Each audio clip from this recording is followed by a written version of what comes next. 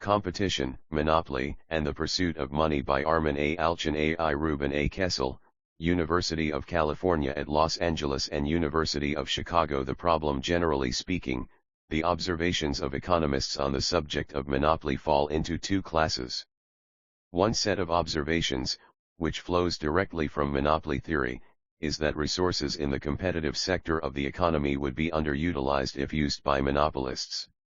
The other, which does not arise as an implication of either monopoly or competitive theory, consists of a series of observations of empirical phenomena, that monopolistic enterprises, by comparison with competitive enterprises, are characterized by rigid prices, stodgy managements, and relaxed, easygoing working conditions. Alternatively, it is alleged that employees of competitive enterprises work harder, managements are more aggressive and flexible, and pricing is more responsive to profit opportunities. Footnote: Hicks concludes, the best of all monopoly profits is a quiet life. This conclusion appears in a theoretical paper on monopoly, yet it does not flow from the theory presented. Preceding the foregoing quotation is, now, as Professor Bowley and others have pointed out, the variation in monopoly profit for some way on either side of the highest profit output may often be small. In the general case, it will depend on the difference between the slopes of the marginal revenue and marginal cost curves, and if this is so, the subjective costs involved in securing a close adaptation to the most profitable output may well outweigh the meager gains offered. It seems not at all unlikely that people in monopolistic positions will often be people with sharply rising subjective costs. If this is so, they are likely to exploit their advantage much more by not bothering to get very near the position of maximum profit, than by straining themselves to get very close to it. The best of all monopoly profits is a quiet life. End of quote. John Hicks in Annual Survey of Economic Theory, The Theory of Monopoly. Published in Econometrica, in 1935. End of footnote. To regard this second class of observations as not an implication of either monopoly or competitive theory is only partly correct. More correctly, these observations are inconsistent with the implications of the standard profit or wealth maximization postulate. For analyzing the behavior described by Hicks, the pecuniary wealth maximization postulate is clearly inappropriate and should be replaced by a utility maximization postulate. Utility maximization, not wealth maximization. That a person seeks to maximize his utility says little more than that he makes consistent choices. In order to employ this postulate as an engine of analysis, one must also specify what things are regarded as desirable. This is the class that includes all those things of which a person prefers more rather than less: money, wealth, love, esteem, friends, ease, health, beauty, meat, gasoline, etc. Footnote: the following impression is not uncommon, quote, to say that the individual maximizes his satisfaction is a perfectly general statement. It says nothing about the individual psychology of behavior, is, therefore, devoid of empirical content. End of quote, said T. Saitovsky, in a note on profit maximization and its implications, published in the Review of Economic Studies in 1943. But this is also true of profit or wealth maximization unless one says what variables affect profit or wealth and in what way.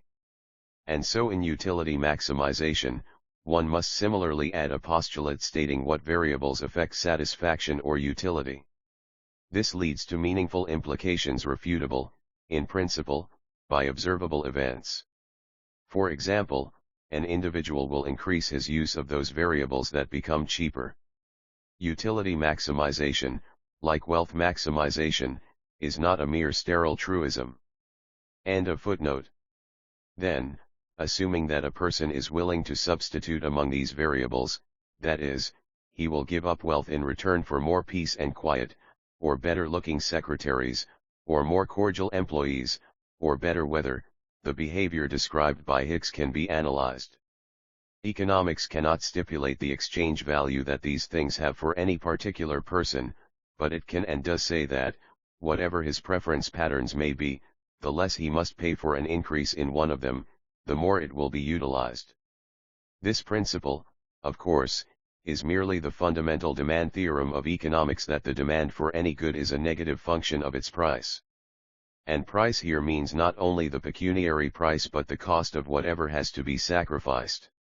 For predicting the choice of productive inputs by business firms, where only the pecuniary aspects of the factors are of concern, the narrower special case postulate of pecuniary wealth is usually satisfactory. But this special case postulate fails when a wider class of business activities is examined. Therefore we propose to use the general case consistently, even though in some special cases simpler hypotheses, contained within this more general hypothesis, would be satisfactory. Footnote: failure to give adequate heed to the special case properties of wealth maximization may have been responsible for some complaints about the inadequacy of economic theory and may even have led to the curious belief that people themselves change according to which postulate is used. For example, Saitovsky says, quote, "The Puritan psychology of valuing money for its own sake, and not for the enjoyments and comforts it might yield, is that of the ideal entrepreneur as he was conceived in the early days of capitalism.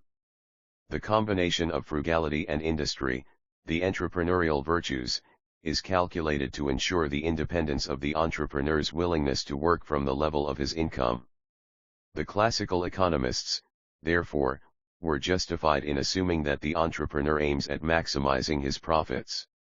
They were concerned with a type of businessman whose psychology happened to be such that for him maximizing profits was identical with maximizing satisfaction. Quote, "The entrepreneur today may have lost some of the frugality and industry of his forefathers, nevertheless, the assumption that he aims at maximizing his profits is still quite likely to apply to him at least as a first approximation. For this assumption is patently untrue only about people who regard work as plain drudgery, a necessary evil, with which they have to put up in order to earn their living and the comforts of life. The person who derives satisfaction from his work other than that yielded by the income he receives for it will to a large extent be governed by ambition, spirit of emulation and rivalry, pride in his work, and similar considerations, when he plans the activity. We believe that the entrepreneur usually belongs in this last category." End of quote. Aside from the dubious validity of 1. Alleged differences between the entrepreneurs of the early days of capitalism and those of today, and 2. The allegation that the early entrepreneur was one whose utility function had only a single variable wealth in it, the more general analysis obviates the urge to set up two different and inconsistent behavior postulates, as if people were schizophrenic types: utility maximizers when consumers and wealth maximizers when businessmen. The special case property of the wealth maximizing postulate has been noted by M. W. Redder in a reconsideration of the marginal productivity theory published in the Journal of Political Economy in 1947. But in suggesting alternatives he did not postulate the more general one, which includes the valid applications of the special case postulate as well as many more, without leading to the invalid implications of the special case postulate. End of crazy long footnote. An example of the power of the generalized utility maximizing postulate is provided by Becker. He shows that under the more general postulate a person, deliberately and even in full knowledge of the consequences for business profits or personal pecuniary wealth, will choose to accept a lower salary or smaller rate of return on invested capital in exchange for non-pecuniary income in the form of, say, working with pretty secretaries, non-foreigners, or whites. The difference in money return between what an entrepreneur could earn and what he does earn when he chooses to discriminate is an equalizing difference that will not be eliminated by market pressures. If these persisting, equalizing differences exist, their size, and consequently the extent of discrimination, will differ when institutional arrangements lead to differences in the relative costs of income in pecuniary form relative to income in non-pecuniary form. Thus, if one can determine the direction in which relative costs are affected by activities or variables that enhance a person's utility, then it should be possible to observe corresponding differences in behavior. Monopolistic versus competitive behavior. The wealth maximizing postulate seems to imply that both competitive and monopolistic enterprises pursue profits with equal vigor and effectiveness, that their managements are equally alert and aggressive, and that prices are just as flexible in competitive as in monopolized markets. Both the competitive and monopoly model imply that the assets of an enterprise, be it a monopolist or competitive firm, will be utilized by those for whom these assets have the greatest economic value. One might object to this implication of similarity between competition and monopoly by arguing that, when a monopolistic enterprise is not making the most of its pecuniary economic opportunities, it runs less risk of being driven out of business than a similarly mismanaged competitive enterprise. The answer to this is that despite the absence of competition in product markets, those who can most profitably utilize monopoly powers will acquire control over them. Competition in the capital markets will allocate monopoly rights to those who can use them most profitably.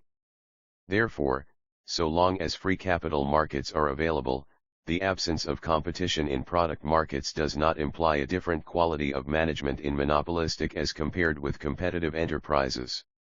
Only in the case of non-transferable assets, human monopoly rights and powers like those commanded by Bing Crosby, does classical theory, given free capital market arrangements, admit a difference between competition and monopoly with respect to the effectiveness with which these enterprises pursue profits. Footnote: for a statement of this position, see Becker, The Economics of Discrimination, on page 38. Becker argues that, insofar as monopoly rights are randomly distributed and cannot be transferred, there are no forces operating to distribute these resources to those for whom they are most valuable. Consequently, monopolists, when rights are non-transferable, would be less efficient, on the average, than competitive firms. End of footnote. The preceding argument implies that there is no difference in the proportion of inefficiently operated firms among monopolistic as compared with competitive enterprises. Inefficiency here means that a situation is capable of being changed so that a firm could earn more pecuniary income with no loss in non-pecuniary income, or else can obtain more non-pecuniary income with no loss in pecuniary income. As Becker has shown, discrimination against Negroes in employment is not necessarily a matter of business inefficiency. It can be viewed as an expression of a taste, and one's a priori expectation is that discrimination is characterized by a negatively sloped demand curve. From this viewpoint, discrimination against Negroes by business enterprises, whether competitors or monopolists, would not lessen even if managements were convinced that discrimination reduced their pecuniary income. Presumably, the known sacrifice of pecuniary income is more than compensated for by the gain in non-pecuniary income. But if discrimination does not constitute business inefficiency, then the frequency of discrimination against Negroes ought to be just as great in competitive as in monopolistic enterprises, since both are presumed to be equally efficient. This implication is apparently inconsistent with existing evidence. Becker's data indicate that Negroes are discriminated against more frequently by monopolistic enterprises. But why do monopolistic enterprises discriminate against Negroes more than do competitive enterprises? One would expect that those who have a taste for discrimination against Negroes would naturally gravitate to those economic activities that, for purely pecuniary reasons, do not employ Negroes. Free choice of economic activities implies a distribution of resources that would minimize the costs of satisfying tastes for discrimination. Consequently, the managements of competitive enterprises ought to discriminate against Negroes neither more nor less than those of monopolistic enterprises.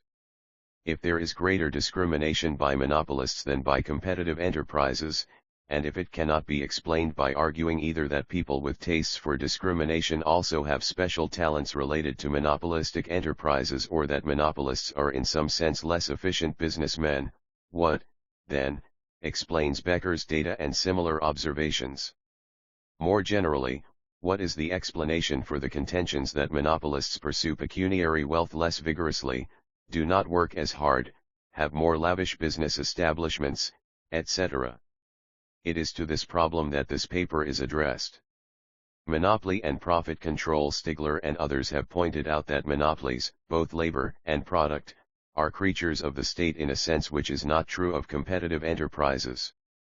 Monopolies typically are protected against the hazards of competition, not simply by their ability to compete, but by the state's policy of not permitting competitors to enter monopolized markets. Laws are enacted that encourage and lead to the creation of monopolies in particular markets. Monopolies so created are beholden to the state for their existence. The state giveth, the state taketh away. Accordingly, they constrain their business policies by satisfying the requirements that they shall do what is necessary to maintain their monopoly status. Public utilities are an example. Under this head one should include not only gas, electric, and water companies, but all franchised and licensed industries. Railroads, buses, airlines, and taxis fall in this category of business for which permission of a public authority is required, and for which rate and profit regulation exists. For many other businesses, entry regulation exists: commercial and savings banks, savings and loan associations, insurance companies, and the medical profession. All these are formally regulated monopolies, since they are licensed and operated with the approval of the state. Their cardinal sin is to be too profitable. Footnote: the notorious suggestion of the medical profession that doctors not drive around town in expensive Cadillacs when visiting patients is an example of the point being made. This constraint upon monopolists does not exist for firms operating in competitive markets. This difference in constraints implies differences between the business policies of competitive firms and those of monopolies. The remainder of this paper is devoted to indicating specifically the character of the constraints that are postulated and exploring the observable implications of this postulate. End of footnote. Even a firm that has successfully withstood the test of open competition without government protection may manifest the behavior of a protected monopoly. Thus a firm like General Motors may become very large and outstanding and acquire a large share of a market just as a protected monopoly does. If, in addition, its profits are large, it will fear that public policy or state action may be directed against it, just as against a state-created monopoly. Such a firm constrains its behavior much in the style of a monopoly whose profit position is protected but also watched by the state. This suggests that the distinction between publicly regulated monopolies and non-regulated monopolies is a false distinction for this problem. As the possibility of state action increases, a firm will adapt its behavior to that which the state deems appropriate. In effect, state regulation is implicitly present. The cardinal sin of a monopolist, to repeat, is to be too profitable. Public regulation of monopolies is oriented about fixing final prices in order to enable monopolists to earn something like the going rate of return enjoyed by competitive firms. If monopolists are too profitable, pressures are exerted to reduce profits through lowering prices. Only if monopolists can demonstrate to regulatory authorities that they are not profitable enough are they permitted to raise prices. Implications: if regulated monopolists are able to earn more than the permissible pecuniary rate of return, then inefficiency is a free good, because the alternative to inefficiency is the same pecuniary income and no inefficiency. Therefore this profit constraint leads to a divergence between private and economic costs. However, it is easy to be naive about this inefficiency. More properly, it is not inefficiency at all but efficient utility maximizing through non-pecuniary gains. Clearly one class of non-pecuniary income is the indulgence of one's tastes in the kind of people with whom one prefers to associate. Specifically, this may take the form of pretty secretaries, of pleasant, well-dressed, congenial people who never say anything annoying, of lavish offices, of large expense accounts, of shorter working hours, of costly administrative procedures that reduce the wear and tear on executives rather than increasing the pecuniary wealth of the enterprise, of having secretaries available on a moment's notice by having them sitting around not doing anything, and of many others. It is important to recognize that to take income in non-pecuniary form is consistent with maximizing utility. What is important is not a matter of differences in tastes between monopolists and competitive firms, but differences in the terms of trade of pecuniary for non-pecuniary income. And given this difference in the relevant price or exchange ratios, the difference in the mix purchased should not be surprising. Footnote: usually in economics consumers are presumed to maximize utility subject to fixed income or wealth. What is the wealth or income constraint here? In one sense, it is not merely wealth or income that is the pertinent limitation. Many people have access to the use and allocation of resources even though they don't own them. An administrator can assign offices and jobs, he can affect the way company or business resources are used. In all of these decisions, he will be influenced by the effects on his own situation. Therefore, to gauge his behavior by the usual wealth or income limitation is to eliminate from consideration a wider range of activities that do not fall within the usual wealth or ownership limitation. By straining, it is possible to incorporate even this kind of activity with the wealth constraint, but we find it more convenient for exposition not to do so. In this paper, in a sense, we are discussing the institutional arrangements which determine to what extent constraints are of one type rather than another. End of footnote. If wealth cannot be taken out of an organization in salaries or in other forms of personal pecuniary property, the terms of trade between pecuniary wealth and non-pecuniary business-associated forms of satisfaction turn against the former. More of the organization's funds will now be reinvested, which need not result in increased wealth, in ways that enhance the manager's prestige or status in the community. Or more money can be spent for goods and services that enhance the manager's and employees' utility. There can be more luxurious offices, more special services, and so forth, than would ordinarily result if their costs were coming out of personal wealth. For the total amount of resources used, these constrained expenditure patterns necessarily yield less utility than the unconstrained.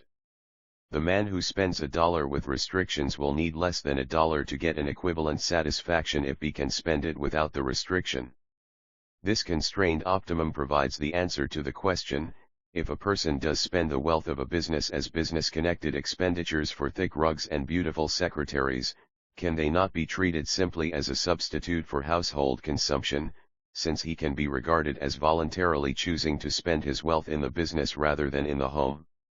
The answer is that business spending is a more constrained, even if voluntary, choice. This whole analysis is merely an illustration of the effects of restricting the operation of the law of comparative advantage by reducing the size of the market, or range of alternatives. Employment policies will also reflect the maximization of utility. Assume that an employer prefers clean-cut, friendly, sociable employees. If two available employees are equally productive, but only one is white, native-born, Christian, and attractive, the other will not get the job. And if the other employee's wages are reduced to offset this, it will take a greater cut or equilibrating difference to offset this in a monopoly. Why? Because the increase in take-home profits provided by the cost reduction is smaller, if it is increased at all, in the monopoly or state-sheltered firm. Thus one would expect to find a lower fraction of other employees in monopolies and other areas of sheltered competition. What this means is that the wages paid must be high enough to attract the right kind of employees. At these wages the supply of the other kind will be plentiful. A rationing problem exists, so that the buyer, when he offers a higher price than would clear the market with respect to pecuniary productive aspects, clears the market by imposing other tests, like congeniality, looks, and so on. For the right kind of employee the price is not above the market clearing price.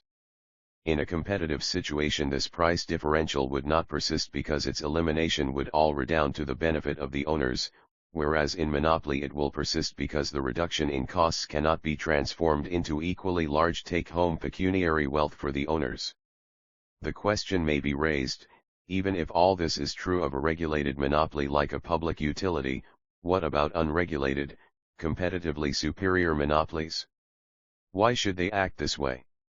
The answer is, as pointed out earlier, that the distinction between regulated and unregulated monopolies is a false one. All monopolies are subject to regulation or the threat of destruction through antitrust action. And one of the criteria that the courts seem to consider in evaluating whether or not a firm is a good monopoly is its profitability. It behooves an unregulated monopoly, if it wants to remain one, not to appear to be too profitable. The owners of a monopoly, regulated or not, therefore have their property rights attenuated because they do not have unrestricted access to or personal use of their company's wealth.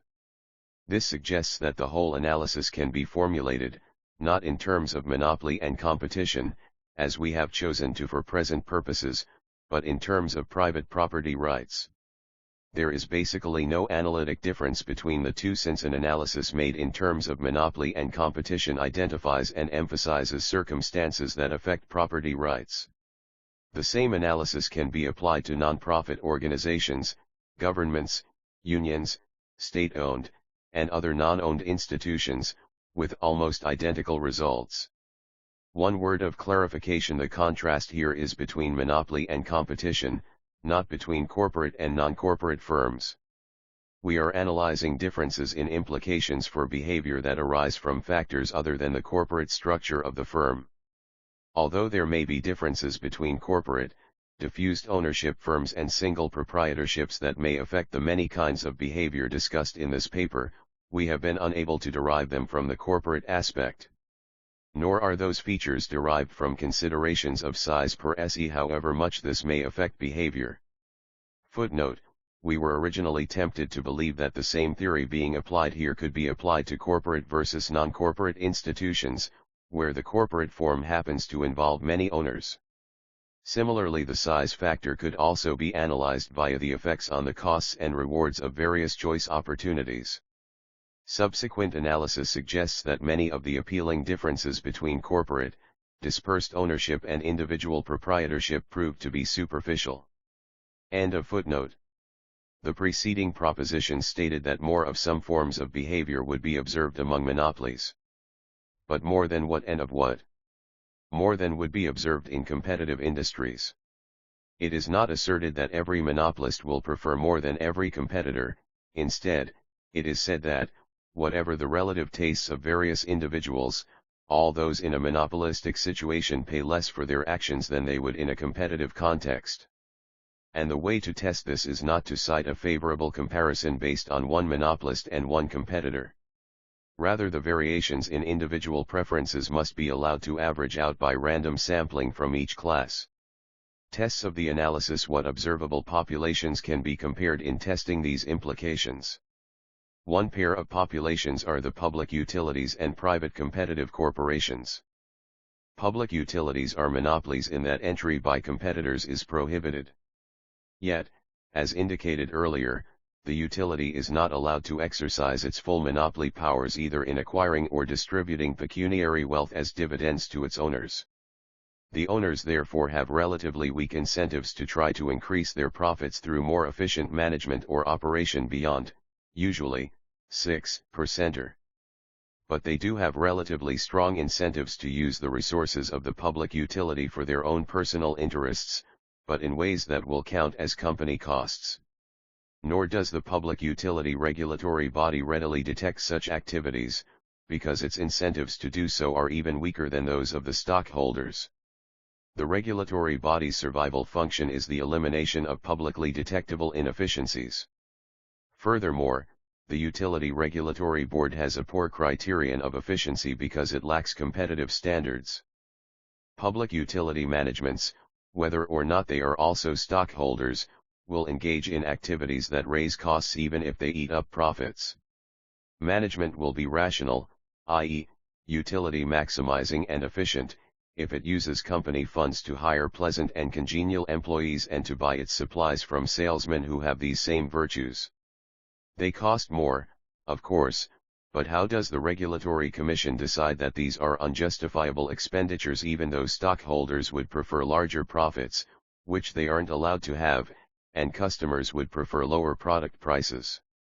Office furniture and equipment will be of higher quality than otherwise. Fringe benefits will be greater and working conditions more pleasant. The managers will be able to devote a greater part of their business time to community and civic programs. They will reap the prestige rewards given to the statesman-businessman class of employers. Vacations will be longer and more expensive. Time off for sick leave and for civic duties will be greater. Buildings and equipment will be more beautiful. Public utility advertising will be found more often in magazines and papers appealing to the intellectual or the culturally elite, because this is a low-cost way of enhancing the social status of the managers and owners. Larger contributions out of company resources to education, science, and charity will be forthcoming not because private competitors are less appreciative of these things, but because they cost monopolists less. Footnote: we could compare a random sample of secretaries working for public utilities with a random sample of secretaries working for competitive businesses. The former will be prettier no matter whom we select as our judges, who must not know what hypothesis we are testing when they render their decision. The test, however, really should be made by sampling among the secretaries who are working for equal salaried executives in an attempt to eliminate the income effect on demand. Another implication is that the ratio of a secretary's salary to her supervisor's salary will be higher for a public utility on the grounds that beauty commands a price. Other non-pecuniary, desirable attributes of secretaries also will be found to a greater extent in public utilities, as well as in non-profit enterprises, than in private competitive firms. In a similar way, all of the preceding suggested implications about race, religion, and sex could be tested. Another comparison can be made. Consider the sets of events in the business and in the home of the public utility employee or owner having a given salary or wealth. The ratio of the thickness of the rug in the office to that of the rug at home will be greater for the public utility than for the private competitive firm employee or owner. The ratio of the value of the available company car to the family car's value will be higher for the public utility than for the private competitive firm. And similarly for the ratios of secretary's beauty to wife's beauty, decorations in the office, travel expenses, etc. End of footnote. Job security, whether in the form of seniority or tenure, is a form of increased wealth for employees. Since it makes for more pleasant employer-employee relations, it is a source of utility for employers. The incentive or willingness of owners to grant this type of wealth to employees and thereby increase their own utility is relatively strong because profits are not the opportunity costs of this choice. The owners of a competitive firm, on the other hand, would have to pay the full price either in profits or in competitive disadvantage. Therefore the viability of such activities is lower in that type of firm. The relative frequency or extent of job security should be higher in monopolies and employee turnover rates lower. Also, the incidence of tenure in private educational institutions will be less than in non-profit or state-operated educational institutions if the foregoing analysis is correct. The relative incidence of employee cooperatives will also provide a test. Some employee cooperatives are subsidized by employers. This subsidy often takes the form of free use of company facilities and of employees for operating the cooperative. For any given set of attitudes of employers towards employee cooperatives, costs are lower for monopolists with excess profits. Consequently, their frequency will be greater among these enterprises. Inability to keep excess profits in pecuniary form implies that monopolists are more willing than competitive enterprises to forego them in exchange for other forms of utility-enhancing activities within the firm. Fringe benefits, cooperatives, and special privileges for certain employees will be more common. Employees whose consumption preferences do not induce them to use the cooperatives or fringe benefits are not necessarily stupid if they complain of this diversion of resources. But their complaints do reflect their differences in tastes and their ignorance of the incentives and reward patterns that impinge upon owners and administrators. Instead of complaining, they might better seek benefits of special interest to themselves. But since this involves a power play within the firm, the senior people are likely to be the ones who win most often. Hence one would expect to find such benefits more closely tailored to the preferences of the higher administrative officials than would be observed in a competitive business. Wage policies will also differ in monopoly and non-monopoly enterprises. If business should fall off, the incentive to resort to fringe or wage reductions, unpleasant under any circumstances, will be weaker for a public utility because the potential savings in profits, if profits are not below the maximum permissible level, cannot be as readily captured by the management or stockholders. One would expect to find wages falling less in hard times, and one would also expect a smaller turnover and unemployment of personnel. The fact that these same implications might be derived from the nature of the demand for the utilities product does not in itself upset the validity of these propositions. but it does make the empirical test more difficult.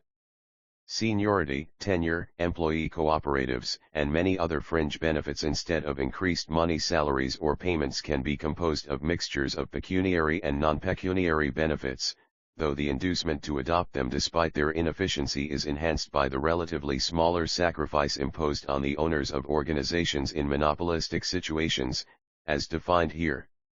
The relative cost of take-home wealth for the owners is higher, hence they are more willing to utilize other consumption channels. Footnote: the other commonly advanced reasons for such benefits or inefficiencies are the income tax on pecuniary wealth and the influence of unions. The former force is obvious, the latter is the effect of desires by union officials to strengthen their position by emphasizing the employee members' benefits to the union administration, as is done in many fringe benefits. But whether or not these latter factors are present, the one advanced here is an independent factor implying differences between monopoly and competition. End of footnote. Constraints on the opportunity to keep profits that are above the allowable limit reduce the incentive to spend money for profitable expansion of services. An upper limit on profits, with strong protection from competition but no assurance of protection from losses of overexpansion, will bias the possible rewards downward in comparison with those of competitive business. An implication of this is shortages of public utility services. Despite the fact that prices are above the cost of providing some services, the latter will not necessarily be available. It is better to wait until the demand is already existent and expansion is demanded by the authorities. The possible extra profits are an attenuated inducement. But these implications hold only if the public utility is earning its allowable limit of profits on investment. If it is losing money and there is no guarantee against its stockholders, take-home pay will be curtailed by inefficiency. Until profits reach the take-home limit, profitable and efficient operations will be desirable. If the State Regulatory Commission is slow to grant price increases in response to cost increases, the utilities should find their profits reduced below the allowable limit during a period of inflation. As a result, there should be a tightening up or elimination, or both, of some of the effects predicted in the preceding discussion. Footnote: this analysis suggests that, with the decline in profitability of railroads, the principle of seniority advancement in railroad management has become relatively less viable. Similar arguments are applicable for other fringe benefits. With respect to negotiation with unions, it implies that railroad managements will more vigorously resist giving the unions extravagantly large concessions because these costs are being borne by owners. The analysis also implies that unions do better in dealing with monopolistic as contrasted with competitive industries. End of footnote. One would expect the opposite to occur during periods of deflation. The present analysis also suggests that there may be an economic rationale for the shock theory of wage adjustments. This theory asserts that the profit-reducing wage increases imposed by labor will shock management into greater efficiencies. Suppose that monopolies are induced to trade pecuniary wealth, because they are not allowed to keep it, for non-pecuniary forms of income financed out of business expenditures. This means that, under the impact of higher wage costs and lower profits, the monopolies can now proceed to restore profit rates. Since some of their profit possibilities had been diverted into so-called non-pecuniary forms of income, higher labor costs will make realized profits, broadly interpreted, at least a little smaller. In part, at least, the increased pecuniary wages will come at the expense of non-pecuniary benefits, which will be reduced in order to restore profit levels. Actually, the shock effect does not produce increases in efficiency. Instead, it revises the pattern of distribution of benefits. Left unchanged is the rate of pecuniary profits if these were formerly at their allowable, but not economic, limit. Evidence relevant for testing the hypothesis presented here has been produced by the American Jewish Congress, which surveyed the occupations of Jewish and non-Jewish Harvard Business School graduates. The data consist of a random sample of 224 non-Jewish and a sample of 128 Jewish MBAs. Footnote: The existence of these data became known to the authors as a result of an article that appeared in the New York Times on the first day of the conference at which this paper was presented. Subsequently, the American Jewish Congress released a paper, Analysis of Jobs Held by Jewish and by Non-Jewish Graduates of the Harvard Graduate School of Business Administration, which contains the data reported here. End of footnote. The 352 Harvard graduates were classified by 10 industry categories: 1. Agriculture, forestry, and fisheries; 2. Mining; 3. Construction; 4. Transportation, communication, and other public utilities; 5. Manufacturing; 6. Wholesale and retail trade; 7. Finance, insurance, and real estate; 8. Business services; 9. Amusement, recreation, and related services; and 10. Professional and related services. Categories 4 and 7 must be regarded as relatively monopolized. Therefore, if the hypothesis presented here is correct, the relative frequency of Jews in these two fields is lower than it is for all fields combined. Footnote: similarly, one would expect Jews and Negroes to be underrepresented among enterprises supplying goods and services to monopolists for the same reason that they are underrepresented as employees. End of footnote. The relative frequency of Jews in all fields taken together, in the entire sample, is 36%. These data show that the frequency of Jews 74mi3as in the two monopolized fields is less than 18%. If a sample of 352, of whom 36% are Jews, is assigned so that 74 are in monopolized and 278 in non-monopolized fields, the probability that an assignment random with respect to religion will result in as few as 18% are Jews Indiana monopolized fields, and over 41% are in non-monopolized fields, is less than 0.0005. This evidence, therefore, is consistent with the hypothesis presented.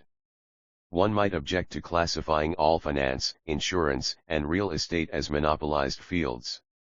This classification includes the subcategories of banking, credit agencies, investment companies, security and commodity brokers, dealers and exchanges, other finance services, insurance, and real estate. Of these, only insurance and banking are regulated monopolies. If only these two subcategories are used, then there are 6 Jews among a group of 39, or a frequency of less than 15%. If a sample of 352, of whom 36% are Jews, is assigned so that 39 are in monopolized and 313 in non-monopolized fields, the probability that an assignment that is random with respect to religion will result in as few as 15% are Jews Indiana the monopolized fields, and over 39% are in the non-monopolized fields, is less than 0.005. This evidence is also consistent with the hypothesis presented. Applications to labor unions. This application of monopoly analysis need not be restricted to public utilities. Any regulated activity or one that regulates entry into work should show the same characteristics. Labor unions, because of their control over entry or because of exclusive union representation in bargaining, have monopoly potential. Insofar as a union is able to use that potential to raise wages above the competitive level, unless the jobs are auctioned off, the rationing problem is a non-price one.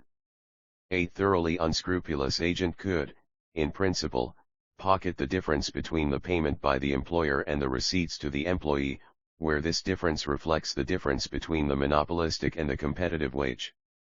The moral pressures and the state regulation of union monopoly operate against the existence of thoroughly unscrupulous union officers. But so long as the fruits of such monopoly are handed on to the employed members of the union, the state seems tolerant of monopoly unions.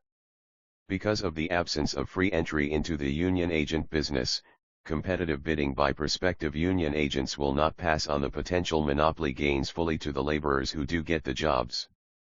The necessity of rationing jobs arises because the union agents or managers do not keep for themselves the entire difference between the monopoly wage and the lower competitive wage that would provide just the number of workers wanted. If they did keep it, there would be equilibrium without non-price rationing. If any part of that difference is captured by the laborers, the quantity available will be excessive relative to the quantity demanded at the monopolized wage rate. The unwillingness of society to tolerate capture of all that difference by the union agents means that either it must be passed on to the workers, thus creating a rationing problem, or it must be indirectly captured by the union agents not as pecuniary take-home pay, but indirectly as a utility derived from the expenditure of that difference in connection with union business. To the extent that the monopoly gains are passed on, the preceding rationing problem and its implications exist. But to the extent that they are not, the union agents or persons in control of the monopoly organization will divert the monopoly gains to their own benefit, not through outright sale of the lots to the highest bidder, but through such indirect devices as high initiation fees and membership dues. This ties the monopoly sale price to the conventional dues arrangement. Creation of large pension funds and special service benefits controlled by the unions redounds to the benefit of the union agents and officers in ways that are too well publicized as a result of recent hearings on union activities to need mention here. Footnote: relevant for the analysis of monopoly power is the character of the protection afforded by the state. For utilities, the state actively and directly uses its police powers to eliminate competition. For other monopolies, and this is especially relevant for union monopoly, the state permits these monopolies to use private police power to eliminate competition. The powers of the state passively and indirectly support these monopolies by refusing to act against the exercise of private police power. This suggests that there ought to exist a link between those who have a comparative advantage in the exercise of private police powers, gangsters, and monopolies that eliminate competition through strong-arm techniques. End of footnote. The membership of monopoly unions will tolerate such abuses to the point where the abuses offset the value of monopoly gains accruing to the employed members. We emphasize that these effects are induced by both the monopoly rationing problem and by the desire to convert the monopoly gains into non-pecuniary take-home pay for the union officers or dominant group. We conjecture that both elements are present: part of the monopoly gain is passed on to the workers, and part is captured as a non-pecuniary source of utility. When the former occurs, the rationing problem exists, and the agents or those in the union will exclude the less desirable type of job applicants, less desirable not in pecuniary productivity to the employer but as fellow employees and fellow members of the union. Admission will be easier for people whose cultural and personal characteristics conform to the interests of the existing members. Footnote: if the employer is the non-price rationer, i.e., if the employer does the hiring and not the union, as is true for airplane pilots, he too will display a greater amount of discrimination in non-pecuniary attributes than with a competitive wage rate. If the wage rate has been raised so that he has to retain a smaller number of employees, he will retain those with the greater non-pecuniary productivity. If the wage rate would have fallen in response to increased supplies of labor but instead is kept up by wage controls, then the supply from which he could choose is larger, and again he will select those with the greater non-pecuniary attributes, assuming we are dealing with units of labor or equal pecuniary productivity. End of footnote. And admission will be especially difficult for those regarded as potential price cutters in hard times or not to be counted on as faithful members with a strong sense of loyalty to the union. Minority groups and those who find they must accept lower wages because of some personal or cultural attribute, even though they are just as productive in a pecuniary sense to the employer, will be more willing to accept lower wages if threatened with the loss of their jobs. But these are the very types who will weaken the union's monopoly power. All of this suggests that young people, Negroes, Jews, and other minority or unorthodox groups will be underrepresented in monopolistic unions. There exists a symmetry in effects between non-price rationing of admission to monopolistic trade unions and the allocation of rights to operate TV channels, airlines, radio stations, banks, savings and loan associations, public utilities, and the like. In the absence of the sale of these rights by the commission or government agency charged with their allocation, non-price rationing comes into play. This implies that Negroes, Jews, and disliked minority groups of all kinds will be underrepresented among the recipients of these rights. The symmetry between admission to monopolistic trade unions and the allocation of monopoly rights over the sale of some good or service by a government agency is not complete. The rights allocated by the government, but not by trade unions, often become private property and can be resold. Therefore, this analysis implies that entrance into these economic activities is more frequently achieved by minority groups, as compared with the population as a whole, through the purchase of outstanding rights. The chief problem in verifying these implications is that of identifying relative degrees of monopoly power. If the classification is correct, there is a possibility of testing the analysis. A comparison of the logic of craft unions with industry-wide unions suggests that the former have greater monopoly powers. Therefore, if this classification is valid, the preceding analysis would be validated if the predicted results were observed. For classic economic reasons, we conjecture that the craft unions are more likely to have monopolistic powers than industry-wide unions. Therefore, we would expect to observe more such discrimination in the first type of union than in the second. And included in the category of craft unions are such organizations as the American Medical Association, and any profession in which admission involves the approval of a governing board. Conclusions and conjectures. This analysis suggests that strong non-restrained profit incentives serve the interests of the relatively unpopular, unorthodox, and individualistic members of society, who have relatively more to gain from the absence of restrictions. Communists are perhaps the strongest case in point. They are strongly disliked in our society and, as a matter of ideology, believe that profit incentives and private property are undesirable. Yet if this analysis is correct, one should find communists overrepresented in highly competitive enterprises. Similar conclusions hold for ex-convicts, disbarred lawyers, defrocked priests, doctors who have lost their licenses to practice medicine, and so forth. The analysis also suggests an inconsistency in the views of those who argue that profit incentives bring out the worst in people and at the same time believe that discrimination in terms of race, creed, or color is socially undesirable.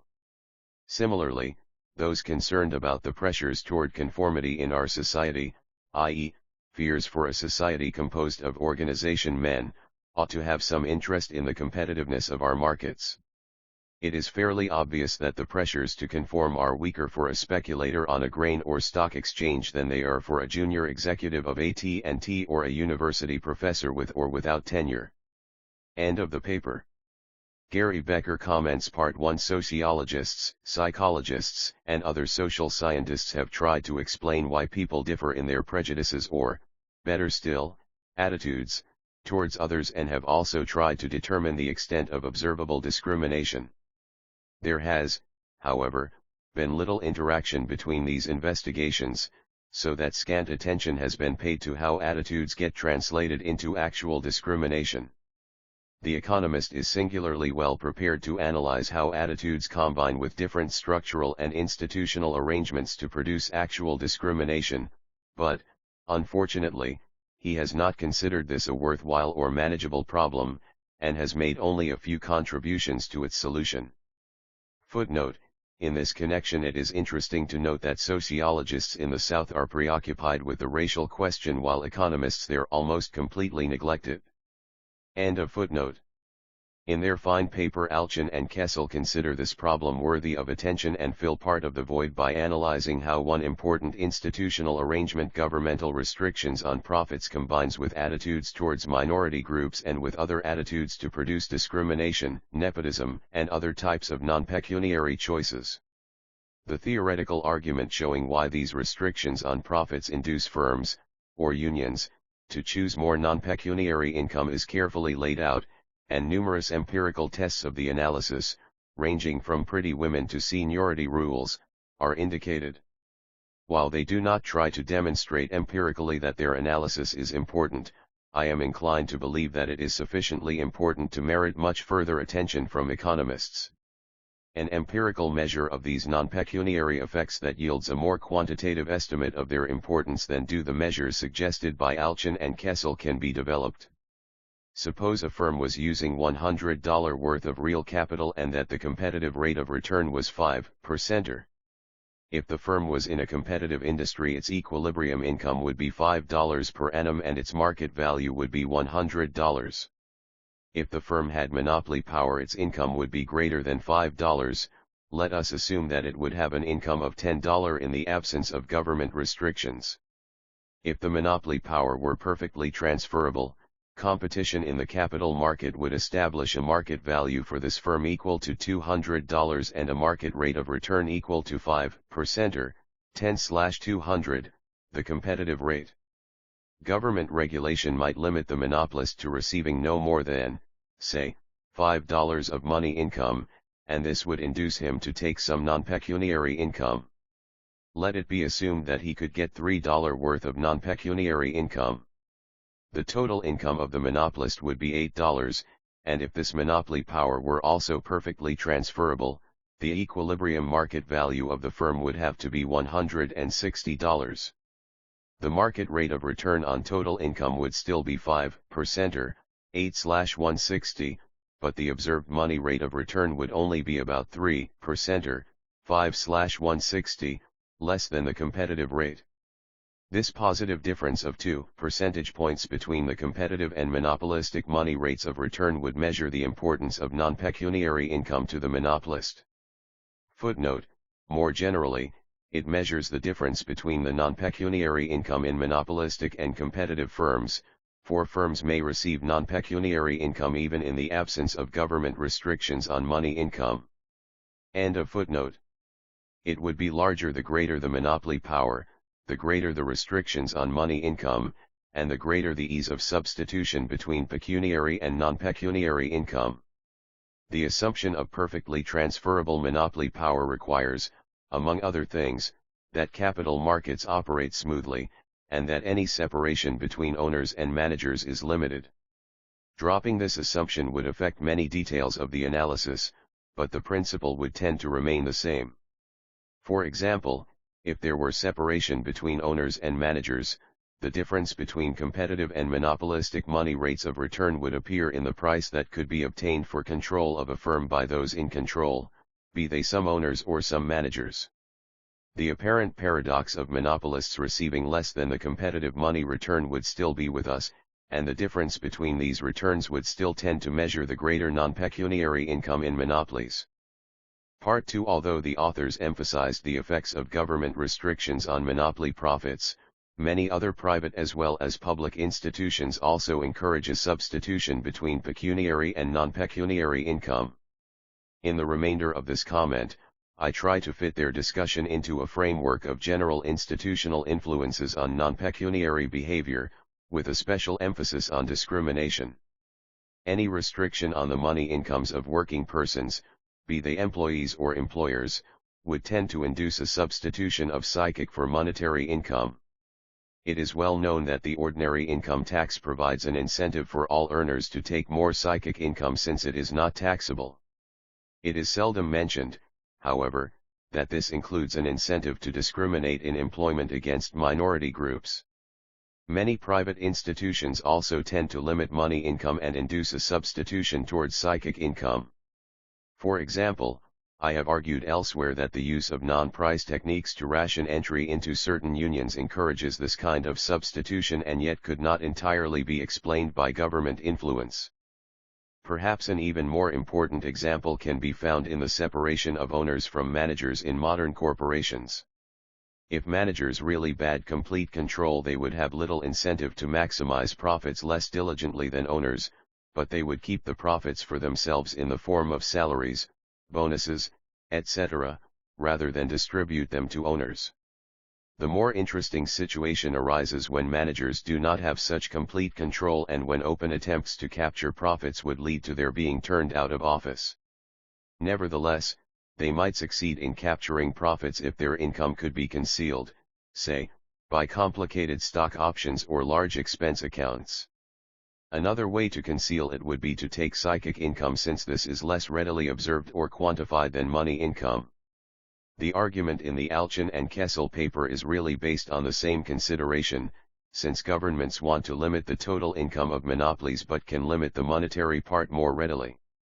So it would seem that much of the economic content in the separation of owners from managers lies in the impetus given to psychic income, be it from discrimination, nepotism, or corporate support of education. It is possible to generalize the analysis still further to include a wider variety of situations by looking at the problem differently. A group would try to offset any prejudice against them by offering compensating advantages. For example, in the marketplace they would receive lower wages than equally productive persons not subjected to prejudice, so that the difference between these wages could be offered to offset the prejudice against them. It has been seen that restrictions placed on money incomes received, such as profit restrictions or the income tax, prevent discriminators from collecting the income difference offered them and thus make it difficult or impossible for disadvantaged groups to offset prejudices. Precisely the same situation occurs when restrictions are placed on the money income gain that can be offered by a disadvantaged group. Institutions limiting the amount offered, like those limiting the amount received, appear in very different clothing. Take the equal pay for equal work movement, which is exceedingly popular and resulted in legislation in some states and countries. The aim of the movement and legislation is to prevent various minorities, especially working women, from receiving lower wages than other apparently equally productive workers, that is, the aim is to reduce discrimination against them. But the direct effect footnote, I abstract here from indirect, although possibly very important, effects of this legislation, such as the effect on attitudes. End of footnote. Is quite different, for by preventing disadvantaged groups from offsetting the prejudice against them, the legislation tends to increase rather than decrease the observable discrimination. Legislation is not the only source of a direct restriction on the incomes of minorities. Trade unions have reduced the dispersion in wages among union members and may well have reduced the dispersion between disadvantaged members and others. The important point is that, whatever the intent of the legislation, unions, or other institutions, the effect may well be to increase the observable discrimination, and in precisely the same manner as the previously discussed restrictions on the collection of money income. The analysis can be further generalized by introducing the concept cost of discrimination. The money cost of discriminating against a particular group is, at the margin, equal to the difference between the money cost of associating with this group and another equally productive one. In a private enterprise competitive system with no controls on income, it would also equal the difference between the unit wages of these groups. Controls placed on the money incomes that can be received by discriminators, such as the income tax, reduce the cost of discrimination below the difference in wages and thus encourage discrimination. Controls placed on the wage difference, such as equal pay for equal work legislation, directly reduce the cost of discrimination and encourage discrimination. All the institutions discussed so far either reduce the money incomes received by or offered to discriminators, and thereby reduce the cost of discrimination and increase discrimination. But the effects of some institutions are quite different. Laws of the type administered by the Fair Employment Practices Commission, for example, tend to have just the opposite effect. Through litigation, fines, unfavorable publicity, imprisonment, etc., they increase the cost of not hiring some disadvantaged groups, which discourages discrimination against them. Thus that type of legislation has a very different direct effect on observed discrimination than equal pay for equal work legislation, although both are often strongly supported by the same persons. I have reviewed the effects of various institutions on non-pecuniary choices, especially on discrimination against minorities. This review was motivated by the discussion by Alchian and Kessel of the effects of a government restraint on money profits. We are indebted to them not only for working out many implications of this restraint, but also for emphasizing that the phrase non-pecuniary motive is more than just a camouflage for ignorance, it can be given empirical content. Progress in this field has been hindered not so much by an intractable concept as by the economists' reluctance to take the concept seriously. End of Gary Becker's comment. Martin Brenfenbrenner, Alchian and Kessel raise the simple question, when a monopolist chooses not to maximize profits, or when regulation prevents his maximizing profits, in what ways will his behavior as a buyer of inputs differ from the behavior of a competitive firm with the same profit level? Their answer to this question is also simple. Or rather, it involves a multiplicity of illustrations, which can be boiled down to one or two simple propositions. Let us call the sort of firm Alchian and Kessel have in mind a potential rather than an actual monopolist. Then the basic Alchian-Kessel proposition is that a potential monopolist, unless specially regulated, will run his business in such a way as to satisfy his non-economic preferences for pretty secretaries and sumptuous offices, or his non-economic prejudices against Jewish or Negro employees, under circumstances where a competitor would be guided by purely economic considerations. This is particularly true if the extra costs of these non-economic preferences and prejudices can be passed on to the public on a cost-plus basis. A second proposition, a corollary of the first, is that the potential monopolist, unless specially regulated, will pad his costs with unnecessary and inefficient employees, reputable expenditures for charity, education, publicity and research, fancy landscaping and interior decoration, whereas the competitor will not. These propositions are both more or less interesting.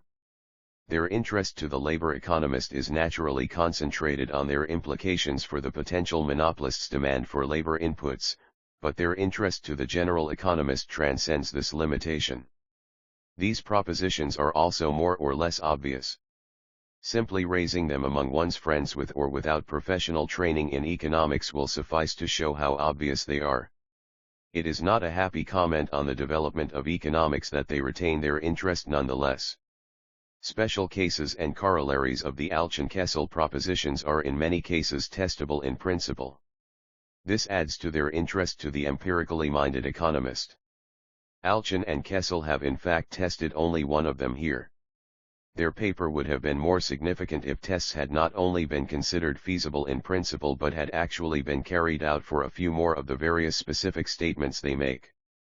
I have no doubt that the Alchian-Kessel propositions would emerge unscathed from statistical testing of most of the special case conclusions to which they lead.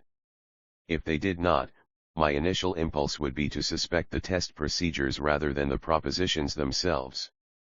I should, however, like to concentrate here on one important corollary which Alchian and Kessel might have to modify as a result of testing on a sufficiently large scale. This is their argument that employment of minority groups subject to racial or religious prejudice will be concentrated in competitive rather than monopolistic industry. This argument was formulated with special reference to the Negro in America. I am not inclined to doubt its validity there. But the American Negro minority is a special kind of minority, which I should like to call a manual labor minority. The stereotype of the Negro makes him out too stupid, lazy, irresponsible, and shiftless for anything but unskilled manual labor. It is easy to see how this stereotype arose. Negroes were brought to a relatively advanced America as slaves from a relatively primitive Africa. They were put as slaves to manual labor jobs in which they had no interest and which they performed inefficiently. They have not yet overcome the handicaps with which they were burdened over 300 years ago. One can find plenty of similar manual labor minorities all over the world. The Indian untouchables are examples to whom, as well as to the American Negro, the Alchian-Kessel argument applies. Excluded by prejudice from monopoly industry, they congregate in the competitive sectors of the economy. At the same time, there are despised minorities aplenty with different characteristics and greater economic resources. These are the business minorities who are or have traditionally been more advanced economically than the majority among whom they live. The Jews are a Western example, the overseas Chinese are an Eastern one. Their stereotypes involve such traits as craftiness, dishonesty, clannishness, heartlessness, and scorn for physical labor. Does the Alchian-Kessel argument apply to these business minorities as well as to the manual labor ones? My suggestion is that it must be modified to take account of the countervailing power of these minorities to set up little monopoly enclaves of their own. Their position may accordingly be found less rather than more competitive than the position of the majority which discriminates against them. Consider a business minority, subject to racial or religious prejudice and excluded from the more reputable monopolies and potential monopolies of their economy. These monopolies include the civil service, the public utilities, the educational system, absentee ownership of the land, the army, the navy, the church, and the stage. Where do such people make their living? As owners or employees in competitive business, say Alchian and Kessel, and they are partially correct. But I should like to call your attention to another sort of business in which they congregate, which I propose to call the racial or religious cartel. Here their countervailing power is exercised. Here they themselves monopolize opportunities in their turn, excluding and exploiting members of the majority. It often happens that these racial or religious cartels, these originally despised and neglected occupations, increase in importance as economic development progresses. When this occurs, the business minorities often find themselves charged with stifling and strangling the entire economy for their own selfish benefit, meaning the maintenance of their monopoly power. Gambling, banking, money lending, wholesale and retail trade are the most usual examples of racial or religious cartels in both Eastern and Western culture. In some cases, the service trades and foreign types of manufacturing also are included in the general category of middleman services and get into minority hands. Thus barbering, tailoring, and rice milling are all characteristically Chinese trades throughout much of Southeast Asia. The several racial or religious cartels, moreover, are accused of interrelations which exclude the majority. In the Southeast Asian case, the Chinese banks, money lenders, wholesale traders, and retailers are allegedly in league with each other against outsiders. No Filipino or Thai or Occidental retailer can get credit from the Chinese banker or money lender on the same terms as his Chinese competitor. Nor can he get merchandise from the Chinese wholesaler on the same terms as the same Chinese competitor. The Filipino or Thai or Occidental banker or wholesaler, on the other hand, is tacitly boycotted by the whole Chinese business community. And as is well known to immigrants from Central and Eastern Europe, these charges against the Chinese of Southeast Asia have their counterparts in charges against the European Jews. Nor, for that matter, is the overseas American community exempt from identical charges, particularly in Latin America. It is no part of my intention to become involved here in the Chinese problem of Southeast Asia, the Jewish problem of Central Europe, or the Yankee problem of Latin America. I simply wish to present the overseas Chinese, the European Jew, and the Latin American Yankee as three examples of economic minorities who react against discrimination, or anticipate it, by forming racial or religious cartels of their own as well as concentrating in competitive industry. My suggestion as to the Alchian-Kessel argument is therefore one of limitation to a particular sort of minority, the non-economic or manual labor sort typified by the American Negro. When it comes to the economic sort of minority, the argument should be expanded to take account of the minority's countervailing power as exercised through racial or religious cartels. The end.